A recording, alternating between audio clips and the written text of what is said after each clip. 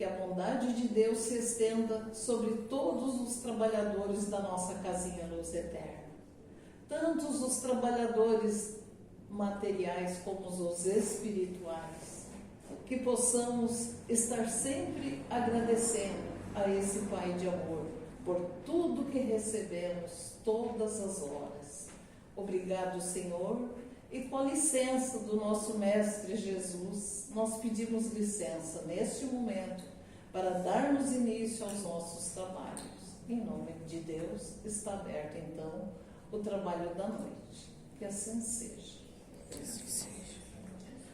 A nossa irmã Débora, trabalhadora da nossa casa, vai fazer a exposição para nós hoje, Fé Inoperante. É do nosso livro Fonte Viva. Está contigo a palavra, Débora.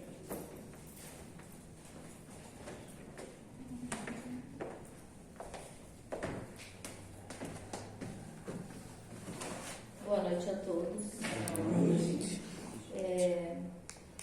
Para começar já, saibam que não era eu, e eu fui pescada da semana que vem para essa, então me perdoem caso não esteja ao agrado de todos. E também é muito difícil para a gente, para mim, para nós, que temos ainda o nosso olhar curto, né, meio tortinho ainda, o nosso ouvido também com muitas falhas, com muitas dificuldades de entendimento, vir aqui e expressar, né, a mensagem de Jesus com a maior clareza, porque somos falhos. Então, é de acordo com o meu entendimento. Por isso, de antemão, eu já peço desculpas. Mas eu estou aqui com a fome de um faminto e com a sede de uma pessoa perdida no deserto, querendo desta fonte viva, me alimentar. Então, é especialmente para mim tudo que eu estudei.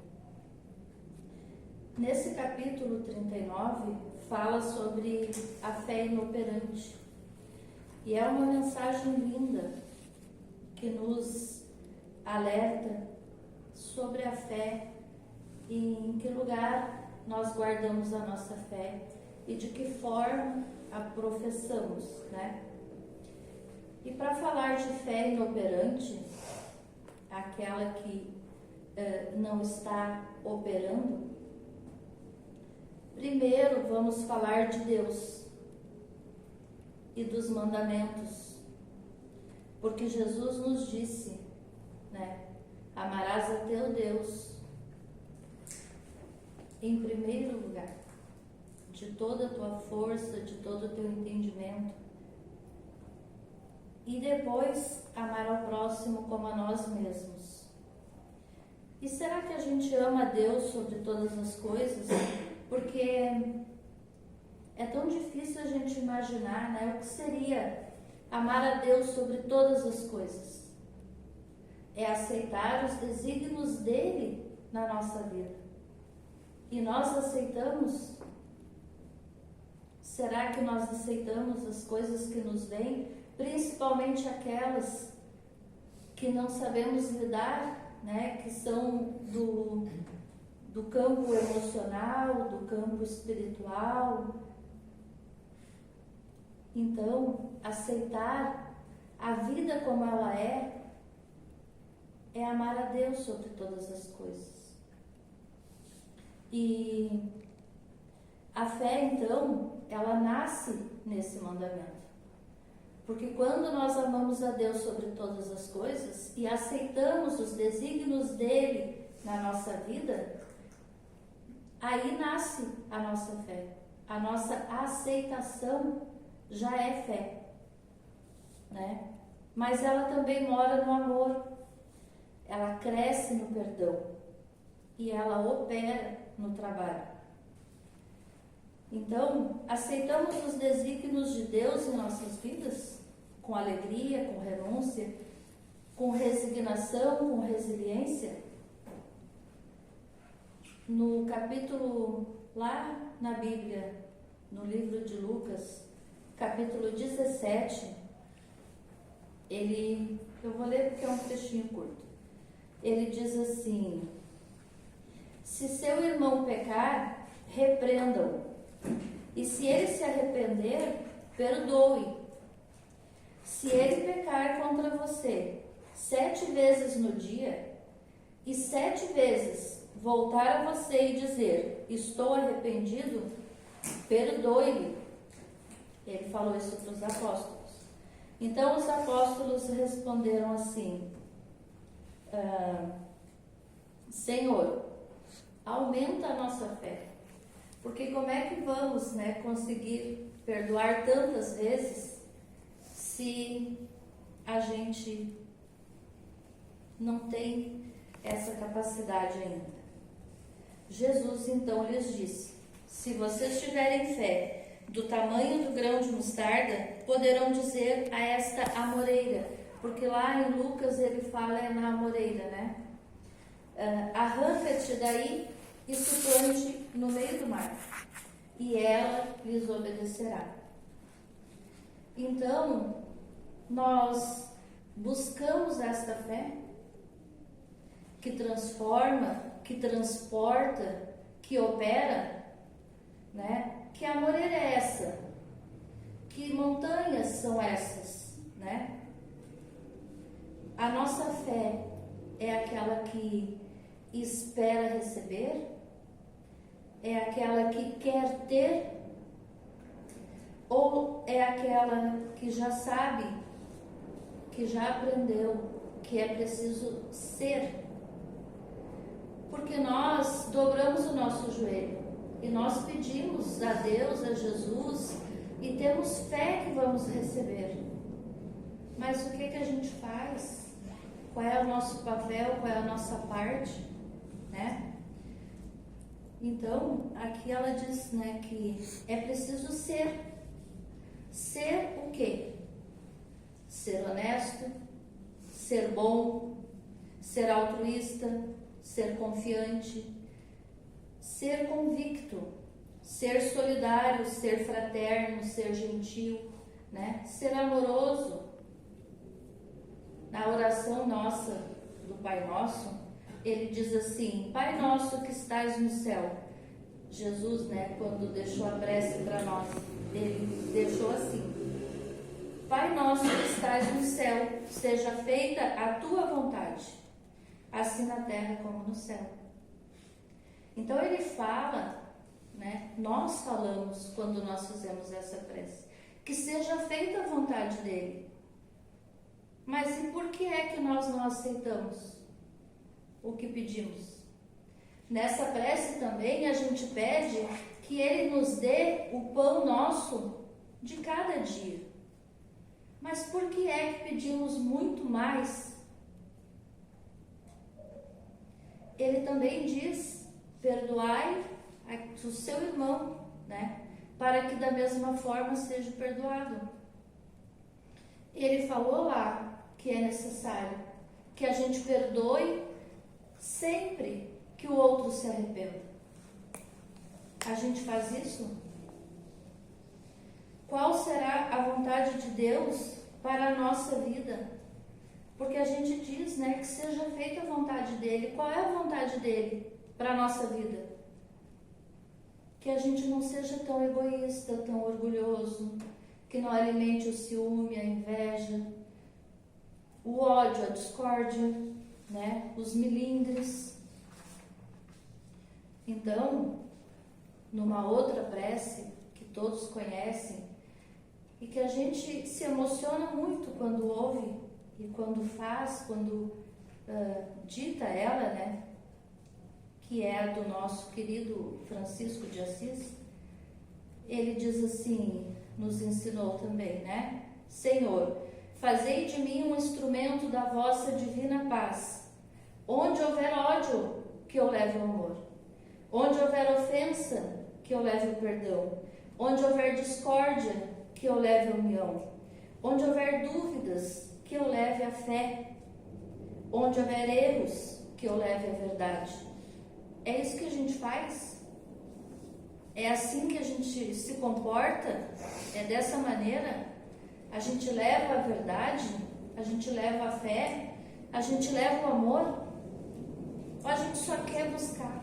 A gente só quer receber tudo isso? Desculpa, eu não estou apontando o dedo a ninguém. É como eu disse no início. Eu estou falando para mim mesmo. Kardec, ele nos diz assim: não há dúvidas que a fé não pode ser prescrita. Eu não posso impor a fé às pessoas, né? O que é ainda mais justo, ela não pode ser imposta. E é verdade, mas se adquire. E não há ninguém que esteja impedido de possuí-la, mesmo os mais refratários. Falamos das verdades espirituais fundamentais e não dessa ou daquela crença particular. Não é a fé que deve nos procurar, mas é nós que devemos procurá-la. E se o fizermos com sinceridade, a encontraremos. Então, esse processo de aquisição da fé implica trabalho cotidiano, muita persistência. Observemos a natureza, né?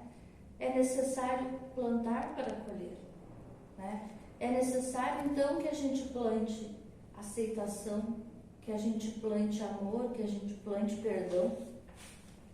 Então, a fé, na essência, é aquele embrião de mostarda, né, do ensinamento de Jesus, que em pleno crescimento, pela elevação, por meio do trabalho incessante, se converte no reino divino, onde a alma do crente passa a viver. Essa é uma fala de Emmanuel, que está aqui no Fonte Viva.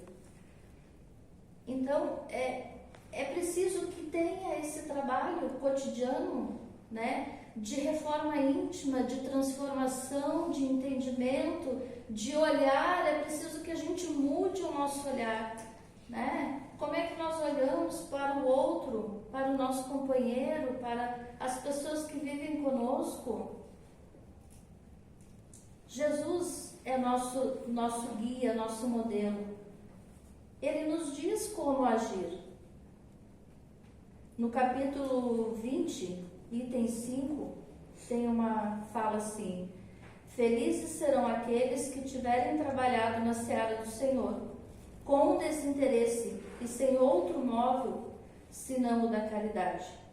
Sua jornada de trabalho serão pagas ao cêntuplo do que terão esperado. E esse trabalho, né, sem desinteresse, não é que a gente tenha que sair por aí, né, alimentando os famintos, porque que bom se a gente pudesse. Eles estão em grande número agora. Mas esse trabalho de caridade a gente pode fazer na nossa casa, com aqueles que vivem conosco, no nosso trabalho, na casa espírita, aonde a gente está, né, no nosso bairro. Então ele diz assim: irmãos, trabalhemos juntos e unamos os nossos esforços, a fim de que o Senhor encontre a obra pronta à sua chegada. Que bonito seria, né, se ao nosso despertar desta vida para a próxima, que ele encontrasse a obra pronta. Porque a gente não está aqui não de passeio, de turista. Nós estamos aqui como trabalhadores, nós fomos recrutados ao trabalho. E o trabalho é esse. E será que quando a gente, né, fechar nossos olhinhos para não abrir mais neste mundo, Jesus vai encontrar a nossa obra pronta? Então, meus amigos, fé inoperante é aquela que não opera em nossos corações o amor que Jesus ensinou e não produz em nossas vidas a obra, o trabalho que edifica, que transforma. Fé inoperante é a que espera sempre ser servido, mas não se dispõe a servir. Fé inoperante é a que ora pela paz no mundo e causa discórdia entre amigos. Fé inoperante é a que pede que seja perdoado por seus erros e condena duramente seus irmãos. A gente se vê muito nisso, né? Nós temos fé, nós somos seguidores de Jesus e nos dizemos cristãos, mas a gente às vezes é tão duro com o nosso semelhante, com o nosso próximo, às vezes até com os nossos amores. A gente é duro, é egoísta, né? Causamos discórdia, dor, sofrimento.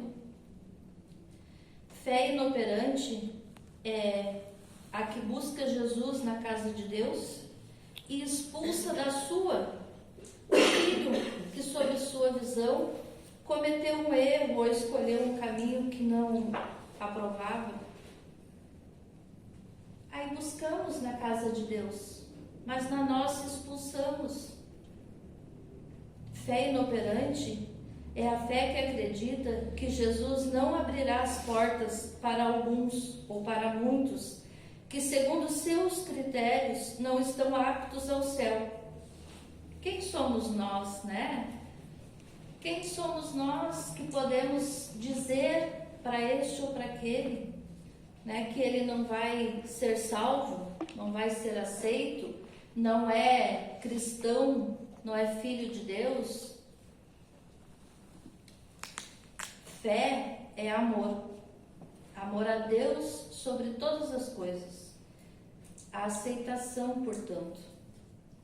E ao próximo, como a nós mesmos. E isso é a maior aula de amor que a gente pode ter, né? E de perdão dentro desses dois mandamentos. Porque para a gente amar o nosso próximo como a nós mesmos, a gente tem que perdoar muitas vezes 7, todos os dias. Então, a criatura, isso é uma fala de Kardec, acredita porque tem certeza, e tem certeza porque compreende. Então aqui ele fala da nossa fé que a doutrina espírita, né, nos ensina, que é a fé raciocinada. É muito interessante esta fala de Kardec, né? Acredita porque compreende.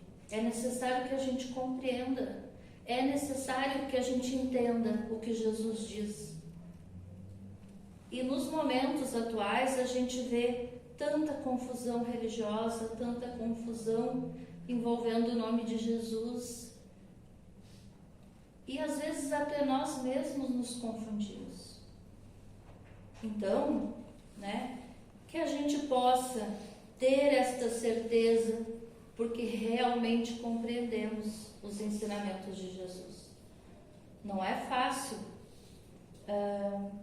Eu também queria falar dentro desta fala sobre fé, que eu não falei lá no início, sobre a fé inata, aquela que a pessoa já nasceu com aquela fé, né? A gente conhece pessoas assim, tem uma fé tão poderosa que não se abala com nada, com nenhuma dor, com nenhum sofrimento, que entende que aquilo é o melhor que Deus poderia promover naquele momento ou naquela situação. Nós nos desesperamos e se a dor aperta realmente, nós acreditamos então que não é obra de Deus. Deus não agiu nesse momento. Ele estava dormindo, estava distraído. Como ele pode ter permitido que tamanha dor caísse sobre mim? Que tamanho engano eu cometesse?